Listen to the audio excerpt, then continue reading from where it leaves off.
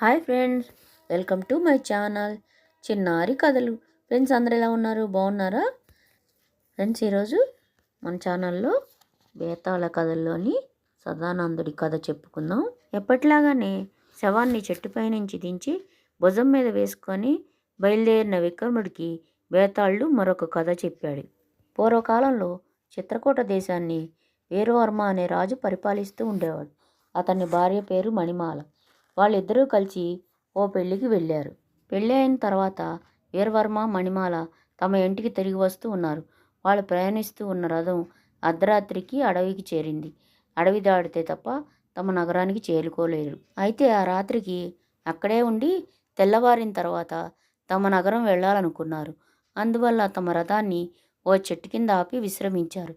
సేవకుడు వారికి దూరంగా నిద్రకు ఉపక్రమించాడు. భార్యాభర్తలు ఇద్దరూ చెట్టు కింద నిద్రపోయారు. ఆ చెట్టుపైన ఒక భూతం ఉంటుంది. చెట్టు కింద నిద్రిస్తున్న ఆ జంటని ఆ భూతం చూసింది. కోపంతో ఆ భూతం, మూర్ఖులారా, నా చెట్టు కింద నిద్రించడానికి మీకెన్ని గుండెలు? మీ ఇద్దరిని ఇప్పుడే చంపేస్తాను అని రంకెలు వేసింది. అందుకు భార్యాభర్తలిద్దరూ, అయ్యా, ఇది మీ స్థలం అని మాకు తెలీదు, మమ్మల్ని క్షమించండి, ఉదయాన్నే మేము ఇక్కడి నుంచి వెళ్ళిపోతాం అని అభ్యర్థించారు. అందుకు ఆ భూతం, మీకు తెలిసి ఉన్నారో తెలియక ఉన్నారో నాకు అనవసరం, ఈ పవిత్ర స్థలాన్ని మీరు అపవిత్రం చేశారు. దానికి మీరు మూల్యం చెల్లించక తప్పదు. మీరు నాకు ఒక పిల్లవాడిని బలివ్వాలి. మీరు ఈ చెట్టు కింద 8 సంవత్సరాల్లో పిల్లవాడిని తెచ్చి బలివ్వండి. అందుకు మీరు అంగీకరిస్తే మిమ్మల్ని విడిచిపెడతాను అని అన్నది. అందుకు ఆ దంపతులిద్దరూ అంగీకరించారు.